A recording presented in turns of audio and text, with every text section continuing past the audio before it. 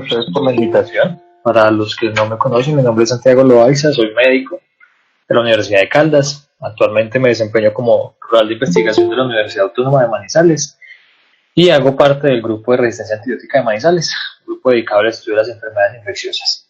Hoy vamos a ver algo de aspectos generales de las bacterias y voy a tratar de enfocarlo mucho a aspectos terapéuticos y diagnósticos. Listo. Espero que disfruten tanto la conferencia como yo disfruté realizándola y preparándola para ustedes. El capítulo del cual me guié para preparar la conferencia es el capítulo introductorio, sí, el de la clasificación, estructura y replicación bacteriana de la 8ª edición del libro de microbiología clínica y médica de Murray. Para los que empezamos a estudiar esto y empezamos con biología celular e incluso antes de haber ingresado a medicina, quizás este era un mundo fascinante, era el microcosmos, lo que nada veía se pensaba que eran metales y gases que componían las estructuras, las ultraestructuras del cuerpo humano. Pues con la aparición de la óptica, el desarrollo de los microscopios, el doctor Leeuwenhoek, y el desarrollo de herramientas tecnológicas que cada vez nos permiten ver estructuras y visualizar fenómenos microscópicos, incluso atómicos, pues descubrimos que el microcosmos en verdad estaba lleno de un mundo de microorganismos, ¿sí? Que fundaron lo que se conoció como la teoría microbiológica de la enfermedad, ¿sí? Se pensaba que las enfermedades aparecían por maldiciones, por pecados, etc. La peste negra ayudó a tumbar un poco este concepto y apareció luego el concepto de la teoría microbiológica de la enfermedad, ¿sí? Aquí la escala en metros de potencias de 10 de los tamaños de los diferentes de las diferentes estructuras. Entonces vemos cómo las bacterias se mueven en un rango de micras, y la mayoría de las bacterias de importancia clínica, aquí dos de ellas, el Staphylococcus aureus y la E. coli, tienen un rango de tamaño entre 0.1 a 10 micras, ¿sí? Siendo las más pequeñas los micoplasmas, las clamidófilas con unas pocas décimas de micras, y ya la E. coli y el Staphylococcus aureus con unas cuantas micras más, ¿sí?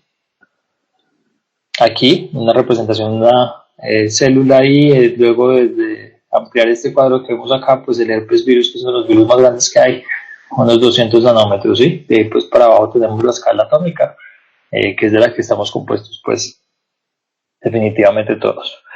El primer concepto que hay que explorar y que es necesario tener en cuenta, y que quizá algunos de nosotros hemos visto desde el colegio, pues va a ser la diferenciación entre células procariotas y eucariotas.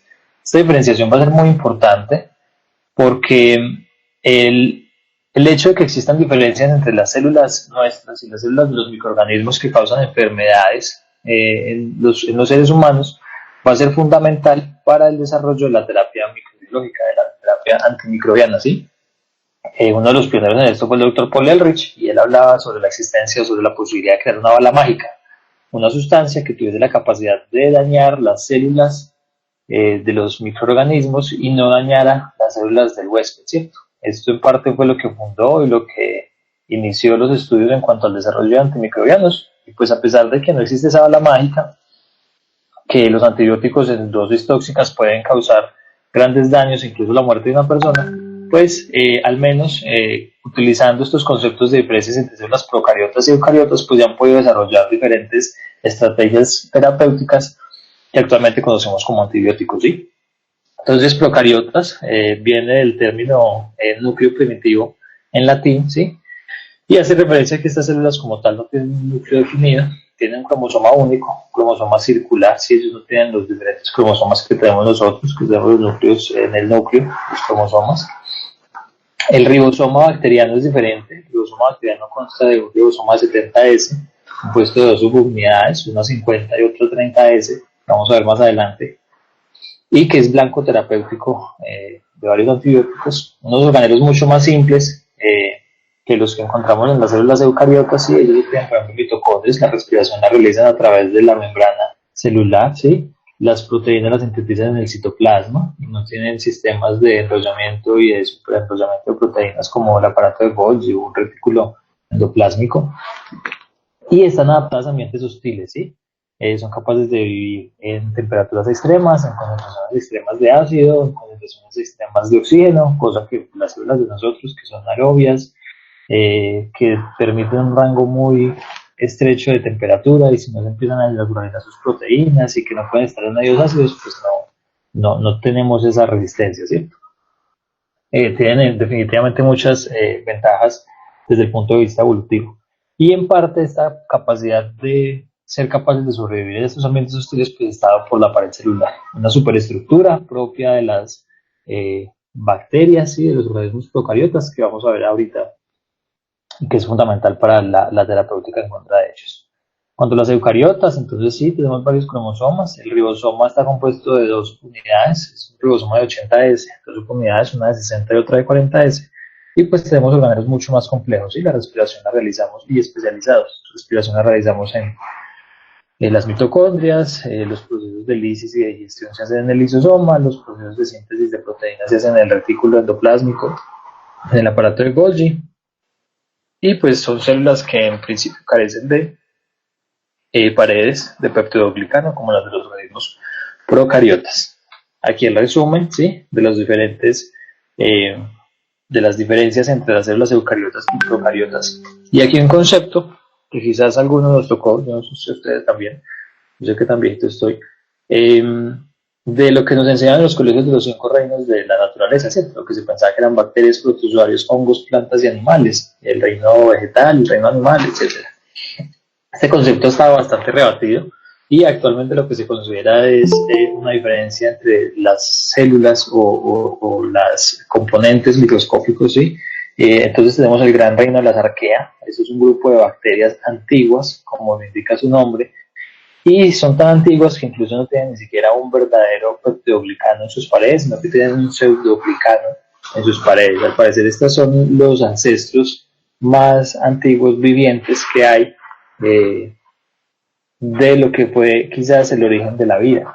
De allí aparecen las bacterias entre las que tenemos actualmente. Hoy nosotros no provenimos de un Staphylococcus aureus o de una E. coli, nunca una E. coli nunca tuvo la capacidad de desarrollarse y producir un organismo multicelular como lo somos nosotros, pero quizás estas células antiguas sí tuvieron la capacidad, y lo que trata de explicar en el árbol de la vida es eso, estos cambios que vienen desde las arqueas, que dieron origen al gran grupo de los eucaria, ¿sí? Los eucaria entonces son las células que finalmente se volvieron eucariotas, todos estos organismos acá tienen células eucariotas, y este pequeño grupo de aquí, animales, plantas y hongos, son los organismos multicelulares, ¿sí? Son los microorganismos los que fueron capaces además de formar tejidos y especializarse mucho más, ganando ventajas en cuanto a resistencia, en cuanto a posibilidades de habitar diferentes ambientes en el planeta, pero pues perdieron la resistencia de sus células como objetos individuales. Ya para hablar entonces de la clasificación de las bacterias, estas se pueden clasificar de diferentes maneras. Yo aquí les traigo las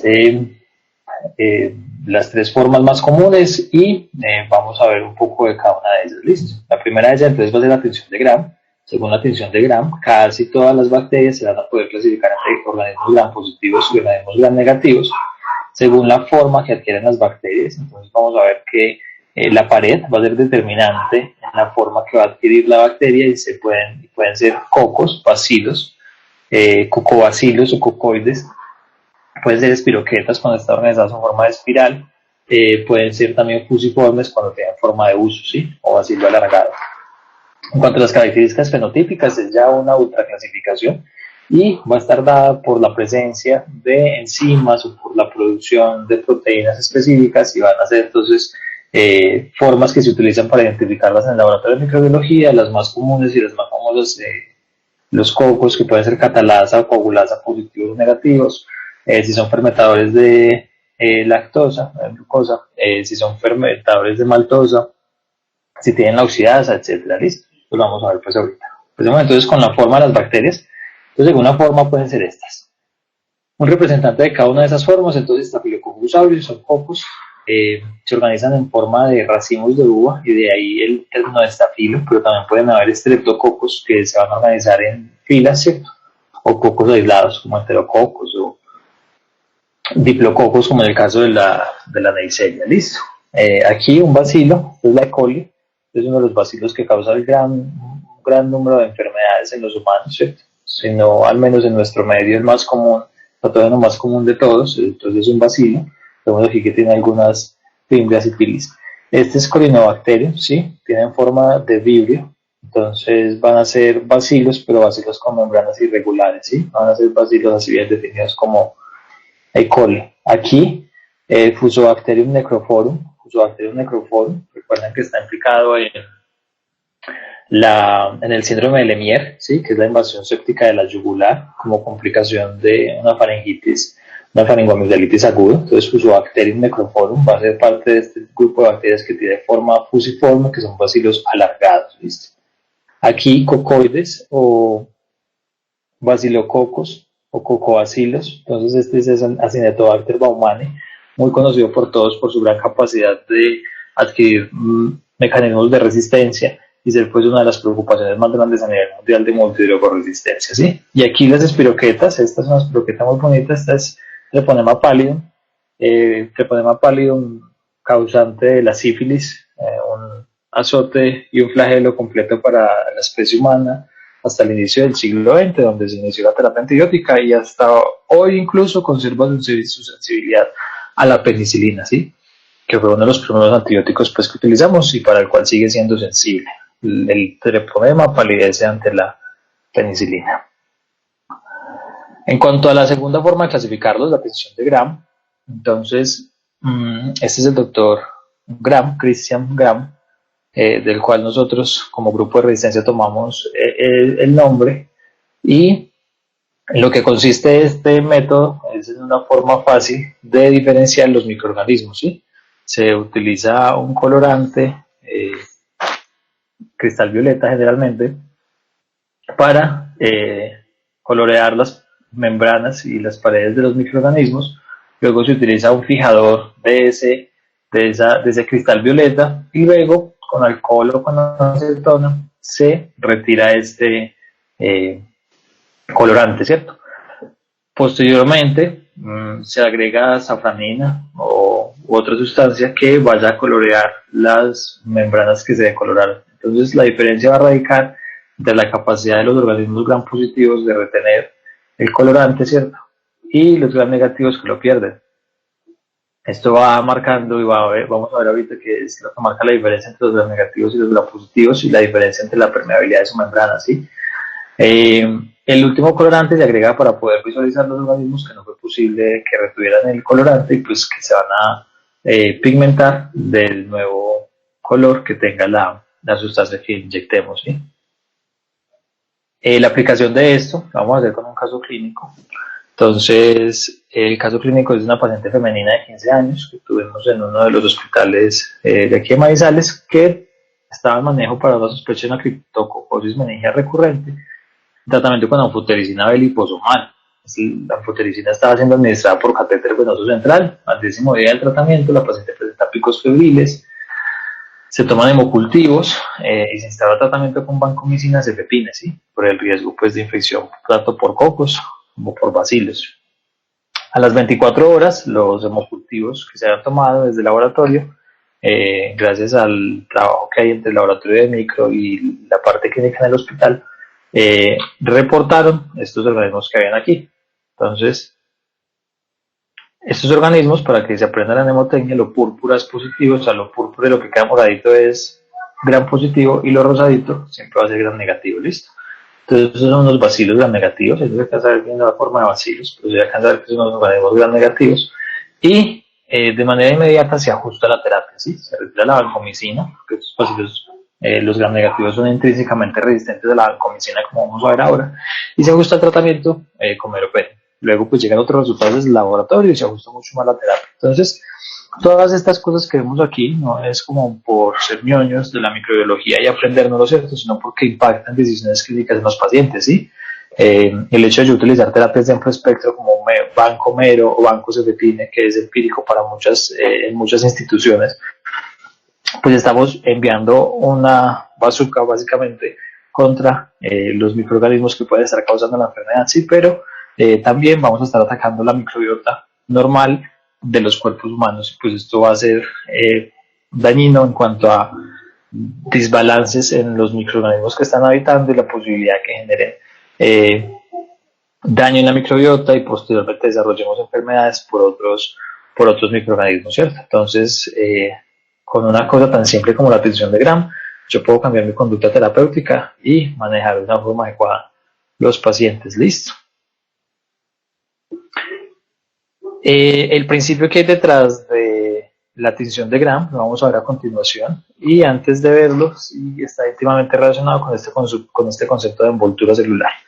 Es muy importante saber qué es envoltura y diferenciarlo de membrana, pared y cápsula. Listo. La envoltura celular hace referencia a todos los componentes que van a estar rodeando una célula bacteriana o animal, ¿sí? No importa, cualquier célula.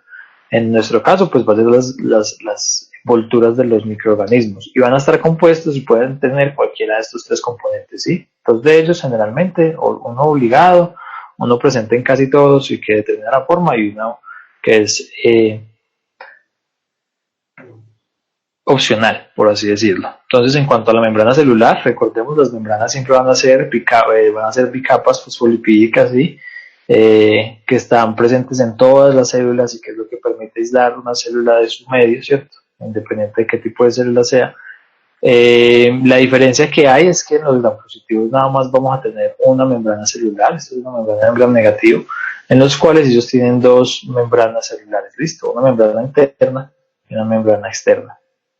La pared celular es la estructura que en los microorganismos por lo general está hecha de peptidoglicano. Hay algunas excepciones, como por ejemplo clamidia y micoplasma, y van a estar presentes en un amplio número de bacterias. Todas las bacterias que tengan esta estructura de pared celular de peptidoglicano van a ser susceptibles a los betalactámicos, listo. Las bacterias que no lo tengan no van a ser sensibles. De ahí que yo nunca vaya a hacer tratamiento con betalactámicos en el caso de una infección por micoplasma, ¿sí? Por clamidiófila. Ese tipo de infecciones, y es muy común que estos microorganismos estén causando lo que llamamos neumonías atípicas, las neumonías en adolescentes y en ancianos, ¿sí? Con síntomas y pocos hallazgos radiográficos. Van a ser cuadros de neumonías atípicas que no van a ser tratados en ningún caso con betalactámicos, y la terapia que se instaura generalmente es con macrólidos. Listo.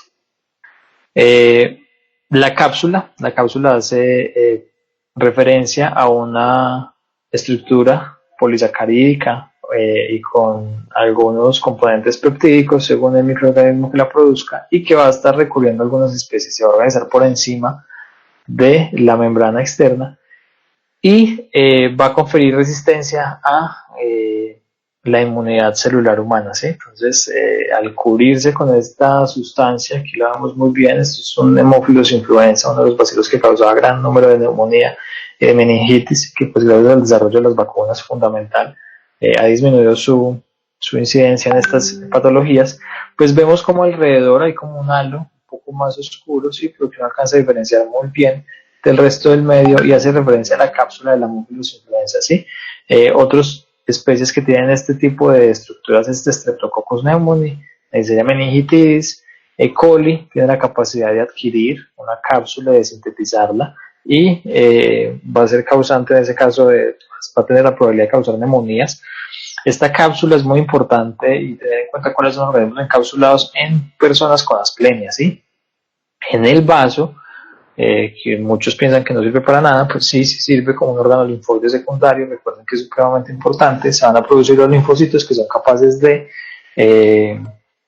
producir anticuerpos contra estas cápsulas, ¿sí? Cuando se pierde esa capacidad de producir estos anticuerpos, entonces las personas quedan susceptibles al desarrollar infecciones por estos organismos. Por lo tanto, los organismos en personas con asplenia va a estar recomendada la vacunación contra los encapsulados, ¿listo? Entonces, vacunación contra el neumococo, vacunación contra hemófilos y vacunación contra meningococo. Entonces, el secreto que hay detrás de las bacterias gram positivas, y la razón por la cual fijan la atención que tienen, es porque en esta estructura de peptidoglicano que tienen en su exterior se va a depositar el colorante y va a quedar fijado aquí, listo. Cuando uno utiliza el alcohol o la acetona para tratar de quitar ese colorante, ya está fijado aquí y no va a ser posible retirarlo. Entonces, la característica de las bacterias gram positivas, todas van a tener una pared compuesta de peptidoglicano, ¿sí? Hasta 50 capas de este polímero. Van a tener ácidos teicoicos y lipoteicoicos. Los lipoteicoicos están unidos a la membrana, los teicoicos solamente están en pared, que son polisacáridos que son, sí, son polisacáridos con fosfato y con ácidos muy similares a los de la pared. Va a haber un espacio periplásmico reducido. El espacio periplásmico de las bacterias gram positivas es este de acá, ¿sí? Solamente el espacio que hay entre la membrana y el peptidoglicano. Y van a ser parte de este grupo de algunas bacterias como los estafilococos, los streptococos, los enterococos, todos cocos, Clostridium, Bacillus, Anthracis y otros bacillus como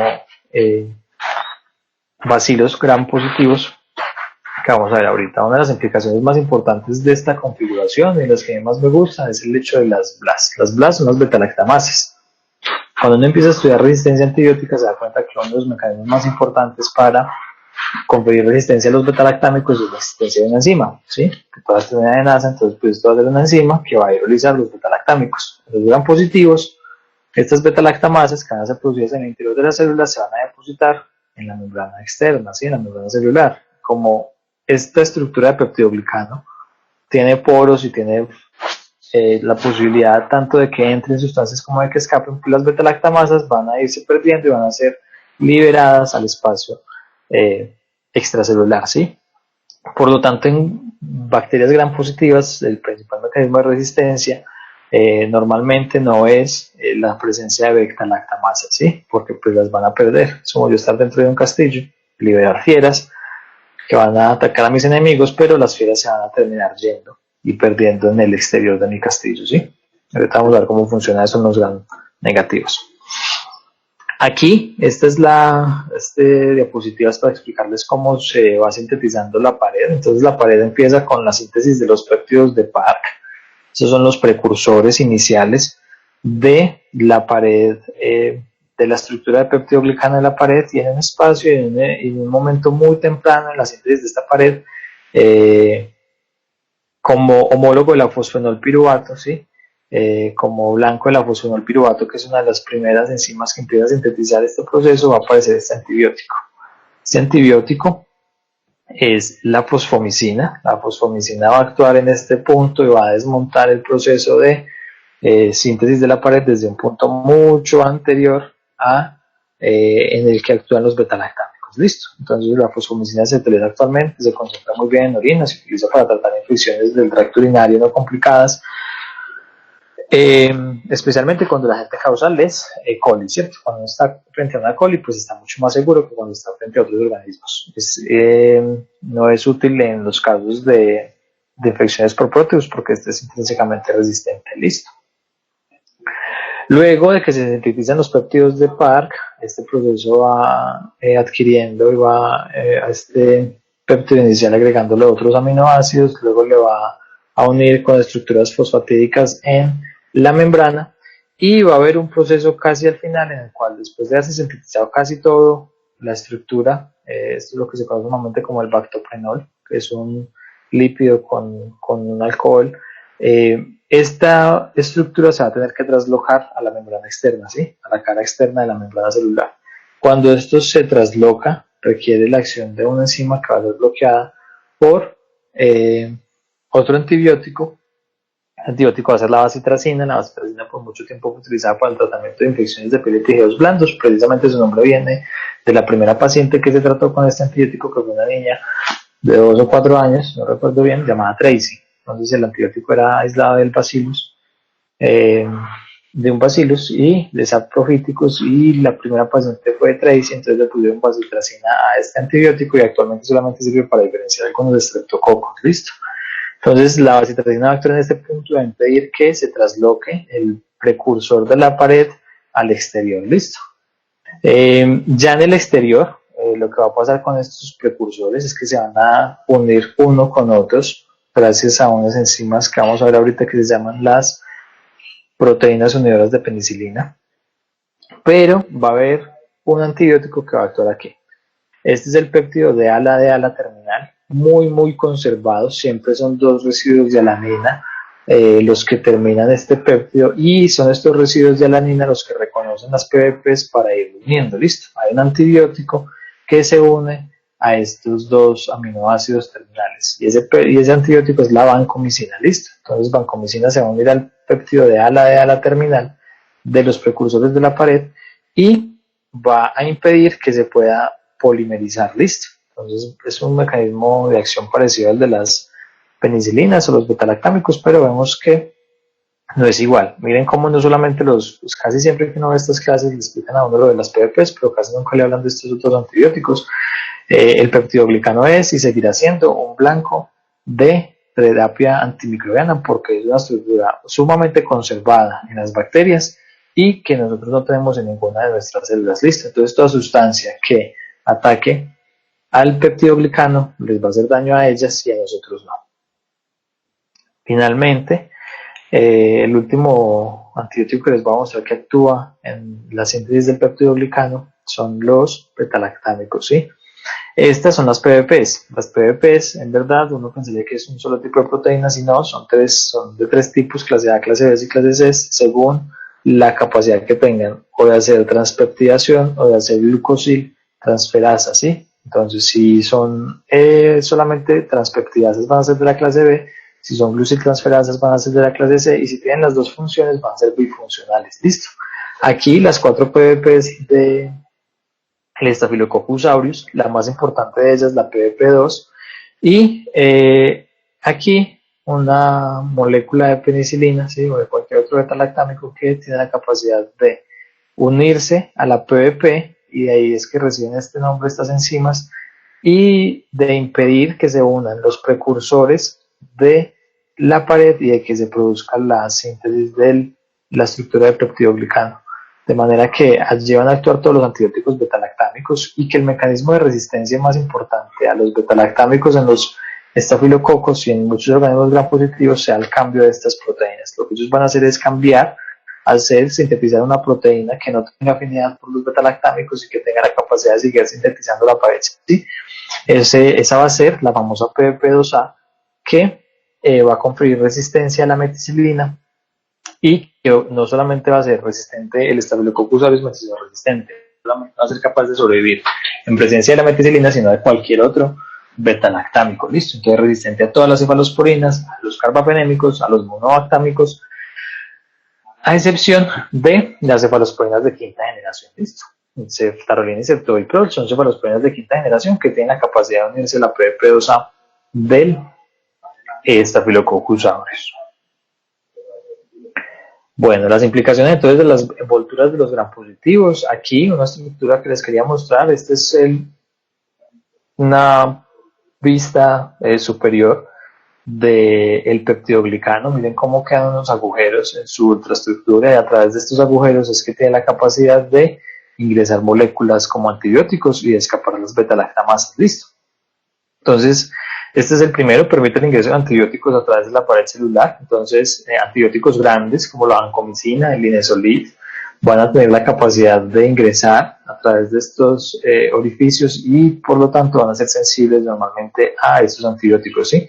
Es intrínsecamente resistentes a las polimixinas. Las polimixinas vamos a ver ahorita con la membrana de los gram negativos, que se unen al lipopolisacárido. Como las bacterias gram positivas no tienen el lipopolisacárido, entonces van a ser intrínsecamente resistentes a las polimixinas. El representante más grande de esto es la colistina. Listo, nunca para una infección por estafilo vamos a utilizar colistina, por muy resistente que sea el estafilococo. De igual forma, tiene implicaciones inmunitarias. El peptidoglicano es un PAM, ¿cierto? Una molécula asociada al patógeno, y va a ser reconocido por los TLRs 2,6 y 2 y 1 del sistema inmunitario. Listo. Las bacterias gram positivas se pueden clasificar, ¿sí? Dependiendo de si tienen una gran cantidad de glicina, de guanosina, de citosina, de guanina y de citosina en su interior, o si tienen una baja cantidad de estas. Listo. Los que tienen gran cantidad van a ser los firmicutes, los que tienen una baja cantidad van a ser las actinobacterias. Estos firmicutes se van a poder dividir en cocos y en bacilos, y allí los cocos pues, van a ser Staphylococcus streptus y entero, y entre los bacilos, algunos que son formadores de esporas, como Clostridium y Bacillus, Clostridium perfringens o cualquiera de estos que son causantes de infecciones de piel y tejidos blandos, y Bacillus, recordar el antracis que fue utilizado como bioterrorismo en la década del 2000, ¿sí? Y aquellos que no son formadores de esporas, como Corynebacterium y Listeria. Sin embargo, esta clasificación pues es muy difícil, y cuando yo estoy frente a una infección por un microorganismo, ustedes ya vieron cómo es muy necesario que yo identifique rápidamente el agente causal para poder dar la terapia antibiótica ajustada a la patología del paciente, ¿cierto? De allí que los organismos gram positivos es una forma mucho más fácil de identificarlas. Entonces, cuando nosotros nos encontramos ante unos cocos gram positivos, en el laboratorio de microbiología se pueden realizar de manera fácil y rápida dos pruebas. Una va a ser la prueba de la catalasa. La catalasa es una enzima que está en organismos aerobios y que va a descomponer el peróxido de hidrógeno en agua y oxígeno. Listo. Ese oxígeno va a ser liberado en forma de burbujas y se va a ver de esta manera. Listo. Entonces, cuando un organismo es positivo, cuando un coco gram positivo tiene una reacción de catalasa positiva, vamos a decir que es del género de los estafilococos, ¿sí? Y cuando tiene una reacción negativa va a ser un coco del género de los estreptococos. Listo. Y la prueba de la coagulasa es la otra que rápidamente nos permite identificar estos microorganismos.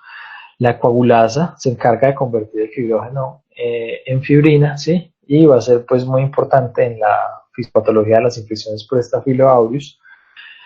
Y cuando un coco gram positivo, catalasa positivo, en una reacción de la coagulasa es positivo, vamos a decir que este va a ser un Staphylo aureus, miren cómo logramos la especie de rápido. Y cuando es negativo va a ser alguno de los que se conoce como Staphylos coagulasa negativo, ¿cierto? Así lo encuentran en la literatura, y de ahí hacen parte, y estos se van a nombrar según el lugar donde habitan. Entonces ese Staphylo epidermidis, Staphylo saprophyticus, Staphylo hominis y Staphylo hemolítico, ¿sí? Normalmente los coagulasa negativos son mucho más resistentes que el Staphylo aureus, listo. Sin embargo, el Staphylo es el más comúnmente aislado de estos cocos y pues causante de infecciones como sepsis, infección de piel y tejidos blandos, endocarditis, infecciones osteoarticulares, entre otras, listo.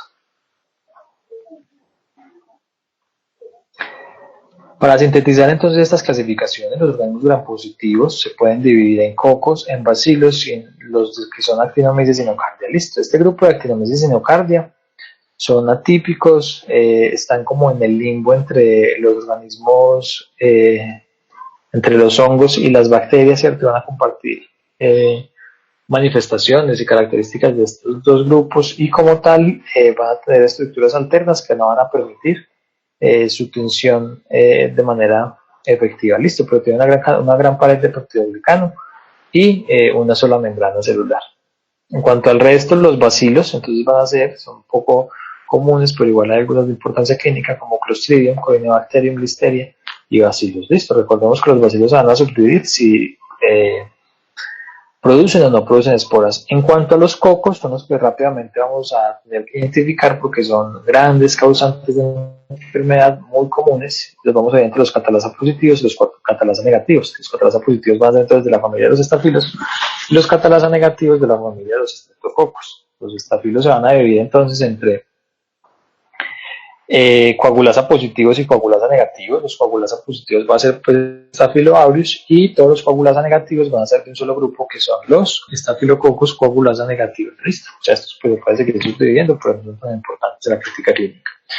Y la familia de los estreptococos van a poderse subclasificar según el patrón de hemólisis. Listo, en beta hemolíticos, alfa hemolíticos o gamma hemolíticos. Los beta hemolíticos van a producir una hemólisis total, ¿sí? Entonces van a embolizar totalmente. Los alfa hemolíticos es una hemólisis parcial, entonces va a quedar como en un agar sangre, entre la descomposición. Recuerden que la hemoglobina se va descomponiendo en sus precursores, y uno de ellos es la biliverdina, entonces ahí va a quedar entonces verdecito porque no es una hemólisis completa. Y los gamma hemolíticos, aquellos que no realizan hemólisis, listo, en verdad no son hemolíticos, entonces el agar sangre va a quedar rojito, como estaba, listo. Esos estrepto entonces van a ser los betamolíticos, los dos más importantes, estreptopiógenes, causante de faringitis, y agalactia, causante de infecciones asociadas con la salud materna fetal. Los alfa-hemolíticos, ese neumoni, conocido como neumococo, causante de neumonía y de meningitis. Y virians, del grupo de los estreptococos del grupo B, importantes causantes de infecciones asociadas con procedimientos odontogénicos. Listo, son habitantes de la boca y pueden causar bacterias transitorias. Los gamma hemolíticos, vamos a encontrar enterococos. Los enterococos por mucho tiempo fueron considerados unos estreptococos. Los estreptococos del grupo E, sin embargo, pues ya se consideran que es una especie y un género aparte. Listo. Y ese Streptobovis, que Streptobovis también puede ser habitante y comensal de la cavidad oral. En cuanto a las bacterias gram negativas, entonces su característica es la existencia de dos membranas lipídicas en su envoltura. Listo, tiene una membrana celular interna, una membrana celular externa. Tienen una capa delgada de peptidoglicano en vez de las 50 capas que puede tener una bacteria gram positiva. Ellos tienen unas 5 a 8 capas más o menos de peptidoglicano.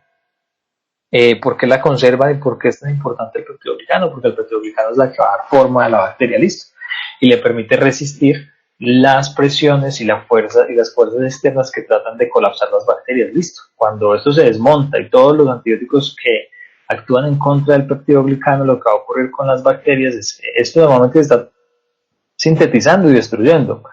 Entonces, cuando yo inhibo la síntesis, promuevo la destrucción, y cuando las bacterias pierden este peptidoglicano van a ser incapaces de soportar las presiones alrededor, listo, entonces simplemente van a hacer lisis y se van a estallar. Por lo que casi todos los antibióticos que actúan sobre el peptidoglicano, que vimos anteriormente, son considerados como bactericidas, listo. Recuerden la clasificación entre bactericidas y bacteriostáticos. Normalmente los antibióticos que actúan en pared, en la síntesis de la pared, van a ser bactericidas. En los gram negativos va a haber un transporte selectivo a través de las membranas, y es un concepto que ya voy a tratar de ejemplificarles un poco mejor, y es en la membrana externa van a tener estas proteínas que se llaman porinas. Las porinas, como su nombre lo dice, actúan como poros y lo que van a hacer es permitir el paso selectivo de sustancias a través de la membrana externa, listo. Funcionan como las proteínas de nosotros, los canales para el paso de iones, y asimismo funcionan ellas. Estas porinas van a ser una barrera, o mejor dicho, la presencia de esta membrana celular externa va a ser una barrera para el paso de sustancias, entre ellos los antibióticos, y van a tener que utilizar estas porinas para poder pasar. ¿Listo?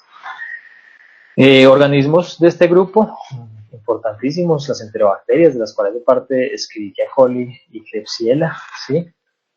Las pseudomonas no son enterobacterias, son bacilos gram negativos no fermentadores.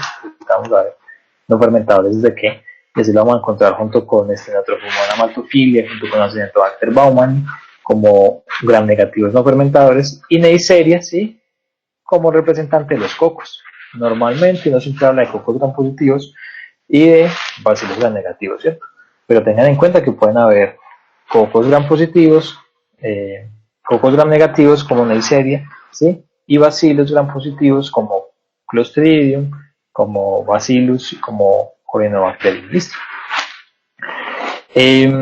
La explicación en cuanto a las betalactamasas, entonces recuerden la analogía del castillo. Si yo estoy en un castillo, y muchos castillos medievales tenían esto, cuando veíamos series de pequeños, veíamos como algunos castillos estaban rodeados por un pozo, ¿cierto? Entonces alzaban el puente y ya no era posible entrar porque tenían un pozo con un estanque de agua alrededor, en el cual habían cocodrilos y otras cosas que se lo podían comer a uno, listo. Pues así tal cual actúan los organismos gram negativos con sus betalactamasas. Aquí están las betalactamasas y el castillo pues va a ser la célula bacteriana, su pozo va a estar dado por las dos membranas que tiene, y el espacio que hay en medio se llama el espacio periplásmico. El espacio periplásmico va a ser como el estanque de agua de los castillos medievales, y en él se van a depositar las betalactamasas, listo. Las betalactamasas ahí no se van a perder al medio extracelular, y cuando los antibióticos betalactámicos ingresan al espacio periplásmico para inhibir el crecimiento de estas bacterias, pues las bacterias que tengan estas enzimas van a tener una gran ventaja porque la van a estar concentrando y van a tener estas enzimas aquí y van a atacar y van a destruir al betalactámico, sí, muy diferente a lo que pasaba en los gram positivos, donde estas betalactamasas se perdían en el espacio extracelular. Por lo tanto, y es entonces resulta un poco más entendible por qué de los principales mecanismos de resistencia que hay en organismos gram negativos son las betalactamasas, ¿sí?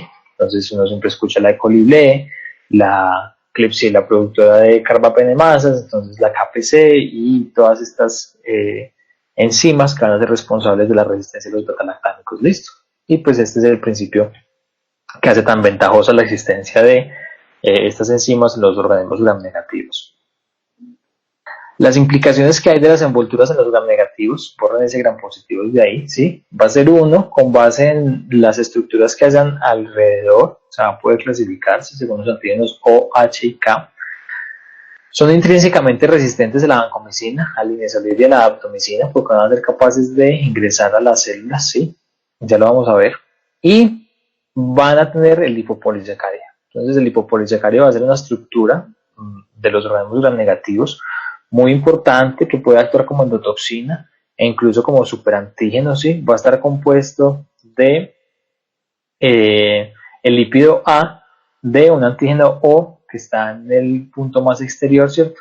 Y una zona central que van a ser una zona de varios péptidos sintetizados que van a permitir clasificar muchas veces al tipo de bacteria que hay, ¿cierto? Entonces uno siempre escucha la E. coli enterotoxigénica, la E. coli enterohemorrágica, la E. coli O7, la H7O157, ¿sí? Que es la productora de la toxina chiga, y pues lo hacen a través de esta clasificación. Y además el lipopolisacárido va a ser el blanco terapéutico de la colistina, ¿listo? Entonces, así se entiende por qué los organismos gram negativos son sensibles a la colistina, mientras que los organismos gram positivos son resistentes intrínsecamente a la colistina, listo. El lipopolisacárido puede ser reconocido también como un PAM a través de los TLRs4. Aquí al lado izquierdo ustedes ven a la molécula de vancomicina, pesa aproximadamente unos 400 kilodaltons, y al lado derecho de las pantallas deben estar viendo la molécula de vancomicina tratando de entrar a un organismo gram negativo, listo. Su gran tamaño hace que sea imposible pasar a través de las porinas y entonces la membrana celular externa va a actuar como una gran barrera para el paso de antibióticos, listo. Lo mismo pasa con linezolid, lo mismo pasa con daptomicina. De manera que para que un antibiótico pueda entrar a través de las porinas debe tener tres características. Debe ser una molécula con un bajo peso molecular, que sea hidrofílica, ¿sí? Para poder que pase por las porinas, que normalmente permiten el paso de agua. Si es hidrofóbica no va a ser capaz de pasar por ahí nunca. Y que tengan carga negativa, que sean sulteriones, ¿sí? Con una sola R. Si ustedes recuerdan las clases de bioquímica, algunos aminoácidos son sulteriones. Sulteriones quiere decir que una molécula en su misma estructura va a tener un lado de una carga positiva y un lado de una carga negativa, ¿listo? El cefepime es uno de esos antibióticos que son sulteriones y que tienen gran capacidad para ingresar a las células de los gram negativos, ¿listo? Lo más importante, el cefepime es un muy buen antipseudomónico y una opción terapéutica en algunos mecanismos de resistencia como las enzimas AMSE, ¿listo? Dentro de la clasificación práctica, entonces vamos a ver lo del fermentador de la lactosa. Entonces, esto de fermentación de lactosa tiene que ver con el patrón que tengan en la Agar-McConkey, ¿listo? La Agar-McConkey es uno de los más populares de todos estos medios de crecimiento y medios de cultivo, ¿cierto? Es un agar selectivo. Entonces, cuando uno está estudiando micro se da cuenta que uno a un medio de cultivo le puede aplicar ciertas sustancias para que crezcan unos microorganismos y otros no, ¿cierto? Cuando uno, por ejemplo, quiere cultivar hongos, le agrega antibióticos para que no crezcan las bacterias, ¿cierto? Lo mismo pasa entonces en este caso. El Agar-McConkey es un agar selectivo para enterobacterias porque tiene sales biliares que van a inhibir el crecimiento de los gram positivos, ¿listo? Entonces miren aquí el ejemplo del Staphylococcus aureus, cómo no creció en este agar porque él va a ser selectivo, ¿listo? No va a permitir el crecimiento de cocos, va a permitir el crecimiento de enterobacterias y además tiene lactosa. Entonces, como tiene lactosa, sí hay una colonia, que es la forma en cómo organizan las bacterias en sus cultivos, que parecen como ciudades completas. va a haber cambio en el color de la agar McConkey y se va a ver rosado, ¿sí? Y en el cual queda del mismo color que estaba previamente, van a ser aquellos bacilos que no fermentan la lactosa, listo. Esto va a ser muy importante para poder clasificar los gram negativos. Vamos a ver entonces cómo es esto. Tocaron también las animaciones en este caso. Entonces los gram negativos pueden ser cocos. Cuando son cocos se va a revisar y se va a evaluar si fermentan o no fermentan la maltosa. Si fermentan la maltosa vamos a estar entre una Neisseria meningitis. Si no la fermenta, entonces vamos a pensar en una Neisseria gonorrhoeae. Cuando son cocobacilos, y esto es muy importante, hay veces que en el laboratorio de micro normalmente no le dice la bacterióloga que cómo está creciendo de nada, sino que ella se informa, pero si alguna vez le dicen al doctor, ¿yo qué hago con esto? Porque no se puede encontrar en un rural que tanto el médico como la bacterióloga o el bacteriólogo están haciendo su rural y pues se pueden dar la mano y ayudarse. En el crecimiento y durante la formación de bacilos, pues muchas veces tienen formas cocoides o cocobacilares, entonces se pueden confundir, pero pues en general se considera que los cocobacilos son hemófilos, posterior a la brucela y bordetella, la causante de lactospirina. Listo. Cuando son bacilos gram negativos, propiamente dicho, se va a evaluar si fermentan o no fermentan la lactosa cuando crecen en medio McConkey. Si lo hacen de manera rápida, vamos a pensar en Klebsiella, E. coli o en Enterobacter, y cuando es una fermentación lenta de la lactosa vamos a pensar en Citrobacter y Serratia, listo. Todas estas, pues, miembros de las enterobacterias. Cuando no fermentan lactosa se evaluará si oxidan o no, si tienen presencia o no de la oxidasa, una enzima que permite la oxidación, ¿sí? Cuando son oxidasa positivos, va a ser, entonces vamos a pensar en bacterias del género de las pseudomonas, y cuando son negativos vamos a pensar en Shigella, Salmonella y Proteus. Listo, esto es una clasificación general en cuanto al uso de estas herramientas. Actualmente los métodos automatizados permiten la identificación automática de los microorganismos. Listo, en laboratorios de menor nivel uno tiene que valerse de este tipo de pruebas, sobre todo los profesionales del laboratorio de micro, de este tipo de pruebas para poder identificar rápidamente el microorganismo, ¿cierto? Actualmente, pues la forma más fidedigna de saber ante qué microorganismo estoy es la realización de pruebas genéticas, ¿sí? Puedes hacer secuenciación genómica completa, hacer pruebas de fin array, les van a permitir la identificación genómica de los microorganismos, y una muy popular y que está cogiendo mucha fuerza es el Maltitoxin. Lo que hacen es golpear con un rayo láser la muestra que uno envía, y según la dispersión en el espacio de las moléculas que uno golpea con el rayo láser le va a decir específicamente, según el vuelo que tuvieron, qué microorganismo era, ¿cierto? Sin embargo, pues esto sigue teniendo vigencia en medios donde pues no tenemos acceso a ese tipo de pruebas y pues pueden determinar el tratamiento adecuado de un paciente y por lo tanto salvar su vida. Les voy a hablar de una prueba de esta E. coli, por eso la metí aquí. La E. coli es como un carrito Lego, es una analogía que utiliza nuestro profesor de micro para explicarnos cómo la E. coli, una bacteria que intrínsecamente no es resistente a ningún antibiótico, pues puede adquirir gran capacidad de plásmidos y de genes de plásmidos que no solamente van a determinar la resistencia, que es lo que normalmente uno ve que se transmite por plásmidos, sino también factores de patogenicidad, ¿cierto? La E. coli entonces puede mutar, será como un carrito de estos de Lego que si luego mete unas fichitas aquí encima, pues que se puede convertir en una bacteria causante de enfermedades muy graves y con una gran cantidad de determinantes de resistencia. Listo, incluso pueden ser productoras, aunque afortunadamente en nuestro medio no, pero incluso pueden llegar a producir carbapenemasas. Una de las patologías más importantes que causa son la enfermedad diarreica aguda, ¿cierto? Aquí tenemos todos los tipos de E. coli que causan enfermedad diarreica aguda, también la tenemos causando infecciones del tracto urinario, infecciones respiratorias, incluso pueden producir infecciones de piel y tejidos blandos, infecciones del sistema nervioso central. ¿Listo? Entonces E. coli es bastante versátil, tiene la capacidad de adquirir todos estos determinantes de resistencia, y aquí está pues normalmente uno cuando está en los cursos de micro ve cada uno de estos patrones de la E. coli y cómo es la diarrea que produce, ¿cierto? Muy útil en cuanto a la parte práctica y pues para poder enfocar los pacientes según los síntomas con los que vengan, ¿cierto? Porque pues aquí están las características clínicas. Entonces, uno de los más importantes va a ser esta, la de la E. coli productora de toxina Chiga. Esta E. coli productora de toxina Chiga es porque adquiere la capacidad de producir esta toxina, ¿sí? es la del grupo de la H7O157 y pues no va a tener que sospecharle, va a ser muy importante sospechar la presencia de esta toxina, sobre todo en niños, ¿sí? Por una complicación que es el síndrome hemolítico urémico, ¿listo? El síndrome hemolítico urémico es una microangiopatía, se va a manifestar por trombocitopenia, una anemia hemolítica, entonces pues vamos a tener todo el patrón de destrucción de glóbulos rojos en los vasos y una injuria renal aguda, ¿listo? Esos son los tres componentes del síndrome hemolítico urémico. Normalmente se presenta unos 7 a 10 días después de que el niño haya tenido la diarrea. Sí, es muy raro, muy poco frecuente que durante la diarrea el niño haga las manifestaciones, ¿sí?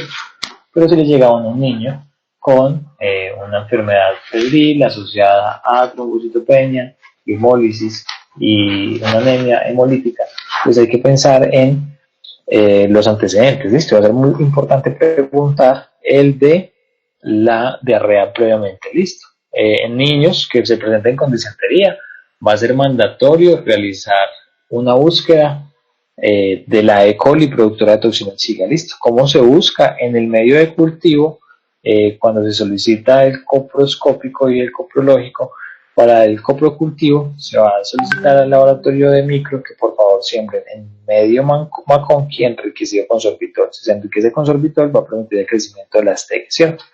Si no, pues nos vamos a perder de este detalle fundamental que va a ser el de poder evaluar si el niño tiene riesgo o no de desarrollar este síndrome, pues que tiene una alta mortalidad. Listo. Actualmente pues hay sistemas automatizados, el panel gastrointestinal permite la identificación de esta cepa, listo, pero cuando no, y tenemos un laboratorio de micro y nos hablamos con los del laboratorio, pues le vamos a pedir que hagan este tipo de coprocultivo y pues a alcanzar a identificar este microorganismo, listo. Este es para recordarles entonces las diferencias que hay entre los gram positivos y los gram negativos. A mí casi no me gusta, este es del libro de Murray, pero a mí casi no me gustan estas representaciones de las paredes bacterianas en las cuales en los gram positivos muestra esto como algo muy intrincado y difícil de pasar, ¿cierto? Es normal que los estudiantes de medicina y los médicos piensen que es más difícil entrar a una pared celular de un gram positivo que atravesar la membrana de los gram negativos, ¿cierto? Esto es totalmente errado, esto está dado por este tipo de gráficas en las cuales pareciera que es más difícil, ¿cierto? Pues uno ve este poquito enmarañado, pues no piensa por ahí que va a pasar un antibiótico, pues más fácil utilizar algún canal de todos estos que por acá y pasan, ¿cierto? Sin embargo, es más difícil pasar por esta, porque esto es una bicapa y tiene unas porinas que van a hacer un transporte selectivo, mientras que esto en verdad, si uno lo ve como lo observamos ahorita desde una vista superior, pues va a estar lleno de agujeros, y tras esos agujeros van a pasar las sustancias, ¿listo? Aquí las diferencias, entonces si tienen o no tienen membrana, recuerden la endotoxina que es el lipopolisacárido, la presencia de ácido teicoico, la esporulación, solamente los gram positivos pueden hacer esporulas, ¿sí? Solamente los gram positivos pueden hacer esporas a través de la esporulación, los gram negativos nunca van a hacer esporas, entonces eso es importante. La cápsula, las lisosimas y la producción de exotoxinas, ¿listo? Entonces pues ahí está el resumen, pues si lo necesitan.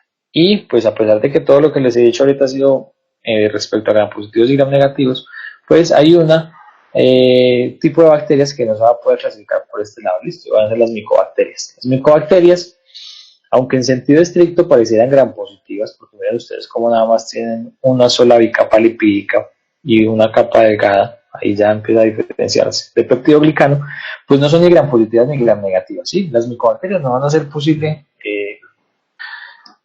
pigmentarlas a través de la coloración de gram. Esto debido a la presencia de diferentes ácidos acá, entonces el ácido micólico y el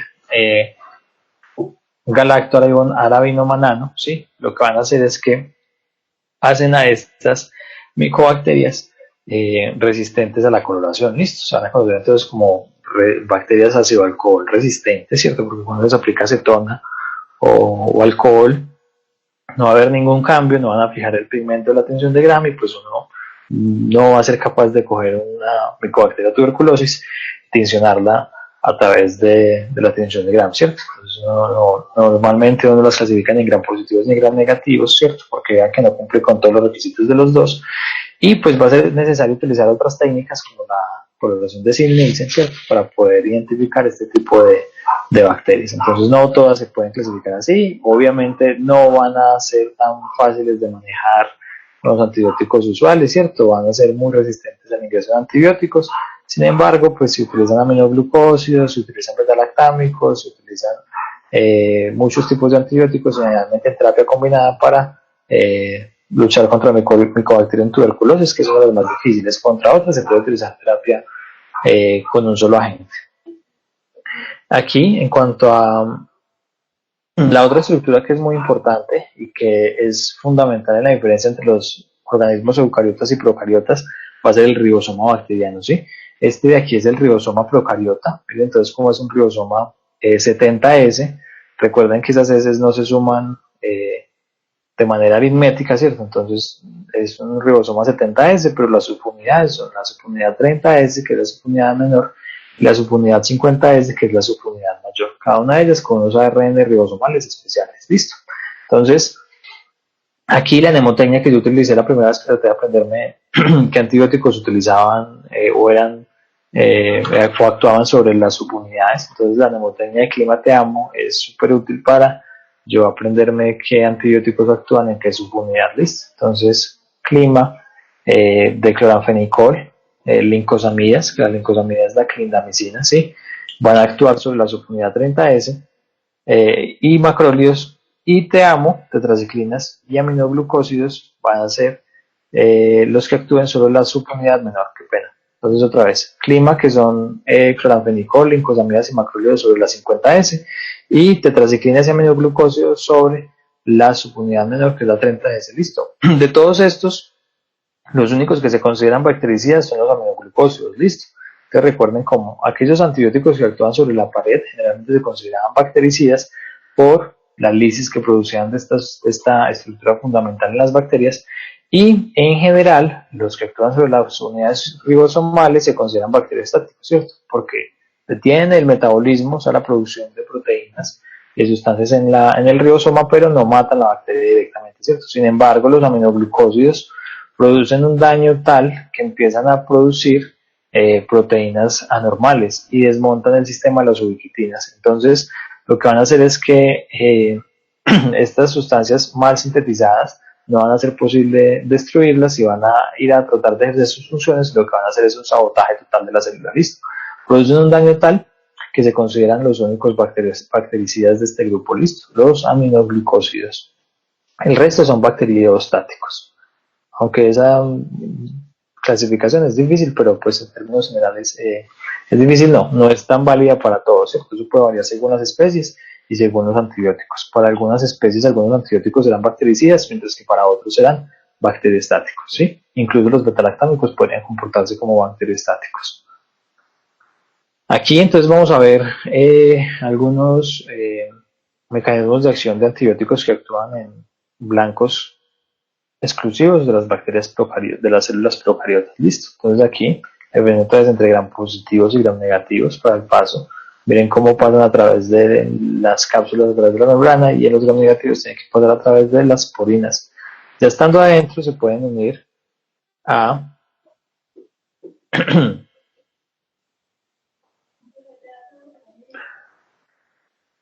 se pueden unir entonces a diferentes estructuras. La primera de ellas es unirse a enzimas que actúan sobre el ADN, entonces la ADN girasa o topoisomerasa 2 y la topoisomerasa 4 serán los blancos terapéuticos de las quinolonas. Listo. Estas dos, la topoisomerasa 2 y la 4, van a ser únicas de las bacterias de las bacterias, ¿sí? Y no van a tener tantas reacciones cruzadas con las enzimas homólogas en los humanos. Listo. Sobre el ADN directamente, ¿sí? Va a actuar el metronidazol, generalmente utilizado para microorganismos anaerobios en infecciones del tracto gastrointestinal, ¿sí? En el tracto gastrointestinal pueden vivir este tipo de bacterias, y el metronidazol va a ser la terapia empírica que se utiliza normalmente. Lo que va a hacer es dañar directamente el ADN por transferencia de electrones. Listo. Vamos a tener aquellos que dañan la RNA polimerasa, entonces van a impedir la síntesis de proteínas desde un punto anterior a atacar las subunidades, y así pues vamos a tener a la rifampicina, ¿sí? utilizado, por ejemplo, en el tratamiento de las infecciones por tuberculosis. Vamos a tener los antibióticos que actúan sobre el metabolismo del ácido fólico, ¿cierto? Entonces, sobre la de hidrofonato reductasa y la de hidroperoato sintetasa. Y el representante de estos van a ser el trimethoprim y las sulfas, ¿listo? En general, ellas todas actúan de manera competitiva sobre estas enzimas y van a impedir el metabolismo. ¿Listo? Trimesulfa mucho tiempo utilizado para el tratamiento de infecciones de vías urinarias hasta que el 80% de las E. coli se tornó resistente y ahora pues ha surgido como una posible opción terapéutica de infecciones de piel y tejidos blandos. ¿Listo? Porque van a actuar tanto sobre estrepto como sobre estafilo y sobre estafilo meticilino resistente, causante de infecciones de piel y tejidos blandos en la comunidad. ¿Listo? Sobre el ARN de transferencia, un antibiótico que puede actuar en este paso de la síntesis bacteriana es la mupirocina, ¿sí? La mupirocina se utiliza como agente para descolonizar Staphylococcus aureus, listo. Estafilo, recuerden que en un 40% de la población y sobre todo personal de salud puede habitar, y cuando hay brotes de estafilo en unidades hospitalarias, pues se recomienda la descolonización con agentes como la mupirocina. Y sobre las subunidades del ARN, entonces vamos a tener sobre la subunidad menor a la clindamicina, a las tetraciclinas y los aminoglucósidos, y sobre la subunidad mayor a los macrólidos. Hay que cambiarlos, macrólidos es del otro, listo, igual que los glincosamidos y la clora y el cloranfenicol. Y sobre la subunidad mayor, ¿cierto?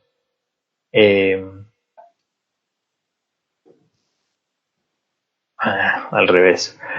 Clindamicina, cloranfenicol y macrólidos sobre la subunidad mayor, y sobre la subunidad menor, tetraciclinas y aminoglucósidos, como aparece aquí. Listo. Recuerden que la subunidad total de las 50 más la 30 es el ARN, de 70 es el ARN bacteriano. La gráfica está bien y está así, listo. Tetraciclinas y aminoglucósidos, y aquí macrólidos, glicosamidas, cloranfenicol, inopristina, alfopristina, como antibióticos contra Staphylococcus aureus meticilino resistentes, y linezolid, listo. Linezolid también contra estafilos. Recuerden que es una molécula muy grande que no pasará